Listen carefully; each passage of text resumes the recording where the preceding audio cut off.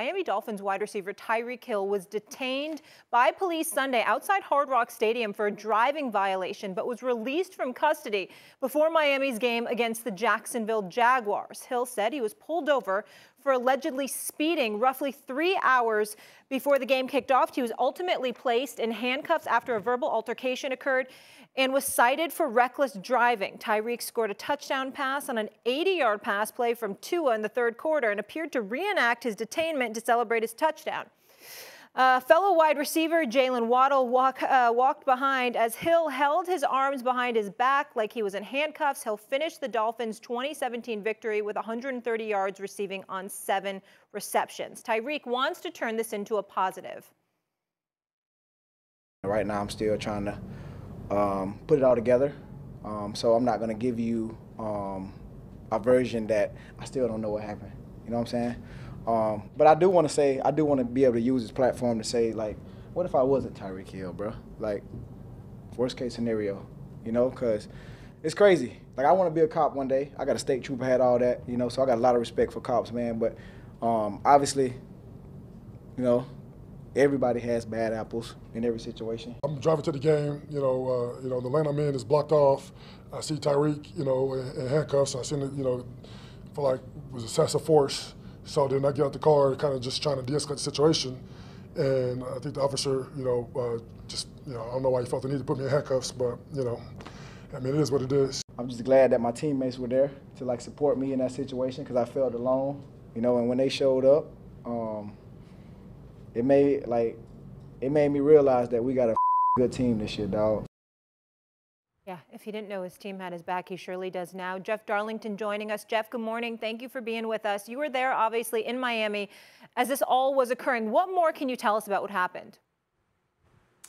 Well, I can tell you I asked Tyreek Hill, actually, after the game, Molly, about why he believes that he was pulled over. He said speeding, reckless driving, or whatever.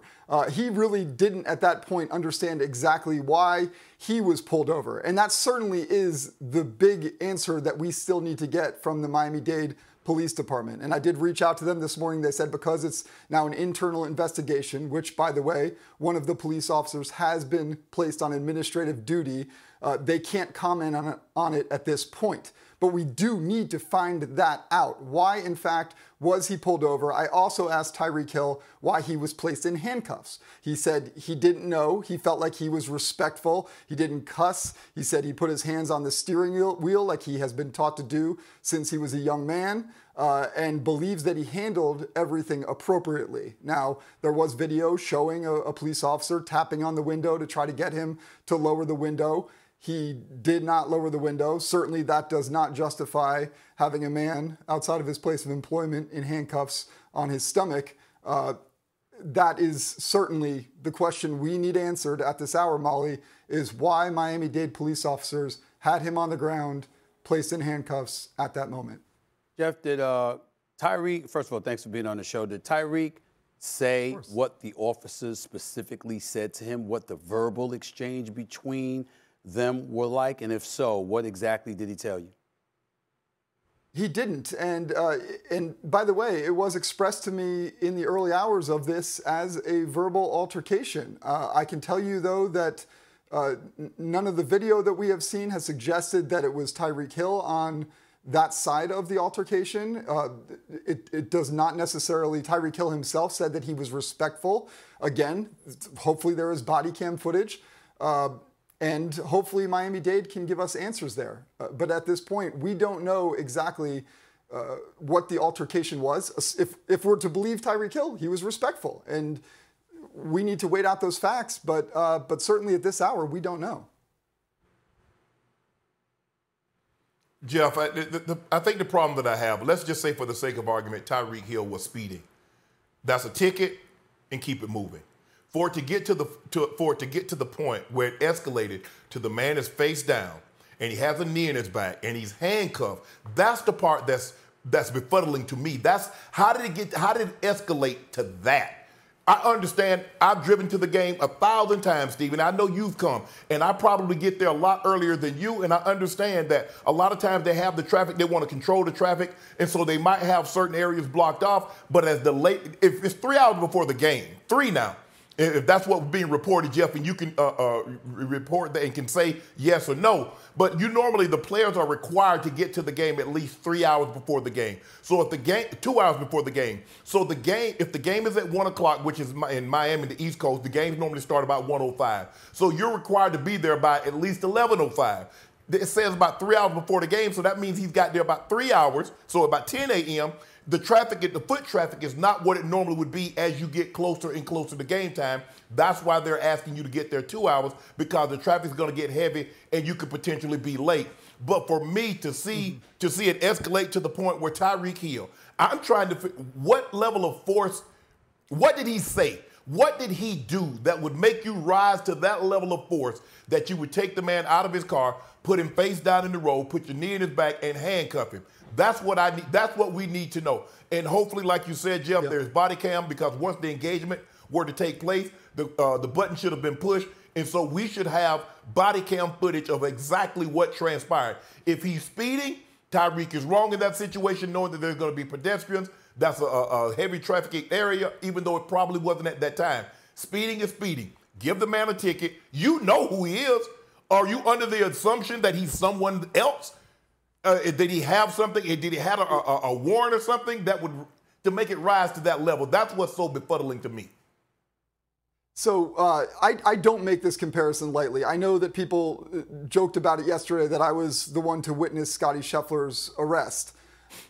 After seeing that situation unfold, it is very difficult for me to simply just give the benefit of the doubt to say that whatever happened before that merited him being in handcuffs. Face down on the ground in handcuffs, it does need to be justified. And again, we need to hear that answer from the Miami-Dade Police Department. We understand that this is an internal investigation, and they say that it's going to be an immediate investigation, but that is a very important question that needs to be answered at this hour.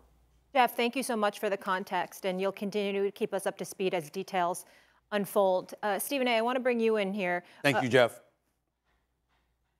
Thanks, Stephen. Right. Stephen A., where are you on this right now? Well, I'm very disgusted. And I was tweeting about it yesterday in real time when it was happening, because we're watching it on national television, Shay, and I was just incredibly disgusted, because I'm like, wait a minute. He's going to the game. You get him out of his car. Why would you feel the need to have him face down on the ground? Even if he were in handcuffs, we would sit here today saying we don't know what happened. And that's fine. But the problem was you had him face down on the ground, you put him in handcuffs, and then if you watch the video, when he's standing up, cuffed with his hands behind his back in handcuffs, a second officer comes by and forcibly sits him down. And I'm like, what the hell is going on here? And that's where the problem lies. See, when you bring up the Scottie Scheffler situation, understand we saw him taken away in handcuffs. Jeff did a great job. He had it, or the officer spoke to him. He was on video saying he's getting arrested, he's going to jail, et cetera, et cetera. But that was it. They took Scottie Scheffler away in handcuffs. We didn't see him face down. We didn't see a knee in his back. We didn't see him standing up with hands behind his back in handcuffs and then forcibly be sat down again. And so when you think about it from that perspective, that's what annoys me. Now, to the police officers out there, I am not somebody that says police brutality. I say brutality on the part of some police officers, because you got white police officers, you got black police officers, you got Latino police officers, etc. And I don't like to castigate everybody with a broad brush, because I don't like that being done to us. But having said that, you got bad apples in every profession. You got rogue individuals in every profession. And when I saw this, I'm like, that officer right there, particularly the officer, I didn't see what they all did when he was laying face down on the ground. You just saw officers surrounding him and putting him in cuffs. But when he was stood up thereafter with his hands cuffed behind his back, and a second officer came and forcibly sat him down, this is what we're talking about when we talk about the ease with which dehumanization kicks in when it comes to black men. Mm-hmm. Why are you doing that? Why was that necessary? He clearly was not a threat at that particular moment in time. Why would you do that? And to me, that is what the police department in Florida needs to answer for. That is the kind of questions we should be asking. Yes, a verbal altercation. Okay, all right, what did he say? Yes, we want to know that. Why'd you stop him to begin with? Okay, fine, we want to. But you know what? Anybody can come up with reasons and rationale for that. But the physicality that was implemented, why? What was that for? Why was that necessary if the man has handcuffs behind his back? When black folks in America are talking in a negative fashion about law enforcement, obviously far more egregious than what happened yesterday, but those are the kind of things we're talking about. The lack of necessity that is existing when still you feel the need to act the way that you've acted. He was not a threat. And if he was not a threat, why would you feel the need to handle him physically like that? That is why Calais Campbell pulled over and got involved, and they ended up putting him in handcuffs. And he wasn't a threat whatsoever. Yep. And could you imagine, last point, could you imagine? Stephen A. If Tyreek Hill had missed the game, what those fans would have been like over something like that? Yeah. Shannon, want to give you the final word here. I think the thing is, Stephen A., is what we're trying to, and what you're trying to get at is the heart of this, and what a lot of us say is the lack of compassion in which we're shown in situations like this. And I'm speaking to the young black men out there, professional athletes, non-professional athletes, and et cetera. This is the approach that I take when I get pulled over, I'm speeding, or they say my tent is too dark. I'm trying to get that officer, no matter the color, the police officer, I'm trying to get him to my car, back to his car or his motorcycle, on his way, I'm on my way as quick as possible. I'm trying to do as little talking as I possibly can, because my job is to make it home to my kids, to my family. I want him to make it home to his kids, his family, as quick as he possibly can. I do as little talking. Do you know why I pulled you over? I do not. Sir, you were speeding. Oh, I did not know that, officer. I'm sorry. That's as little talking. I'm not getting into it, because at that point in time, he's God.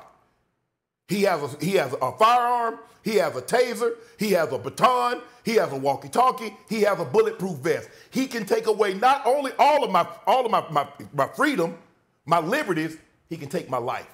My job is to get him from point A to point B, to on his way, I'm on my way. I think, Stephen A., the point that's befuddling to you is the lack of compassion in which we are shown in those situations. What did he do to make it rise to the level that you knew who he was? Once you pulled him out of that car, you knew who he was. So what made you say, you know what, I don't feel safe, this is an immediate and dangerous threat, well, I need to make sure.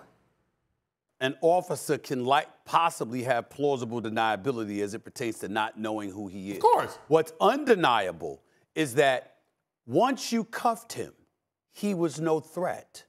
Why are you being physical with him then? What was the reason for that? Now, if it's just a traffic violation, why is he face down to begin with? Okay? And why did you feel the need to have him face down and put him in handcuffs? But if you even wanted to argue that, once you had him in the handcuffs, why are you being physical with him then? Yeah. There is no defense for that, which is why the guy is on administrative duty, because they know there's no way in hell you can justify you're in cuffs with your hands cuffed behind your back, and there's 3-4 different police officers that are surrounding you. Why are you being physical with him at that particular moment in time? So when America sits up there and they look into the camera and they're talking about black men, black ladies, we hear you, we hear you, we hear you loud and clear. We want to listen, we want to understand, et cetera, et cetera. Well, why the hell does it keep on happening? Why do you keep on doing it? Why do you keep on doing things that show a level of dehumanization that kicks in when it comes to black people? This is what we're talking about here. The Scottie Scheffler situation keeps coming up because even though we saw him in cuffs being taken away, what we didn't see was physical excessive force being used against him. That's the issue, and that is the issue that needs to be explained. Yeah, and Calais Campbell will join us in just a bit and give us more insight. Obviously, he was a part of that situation.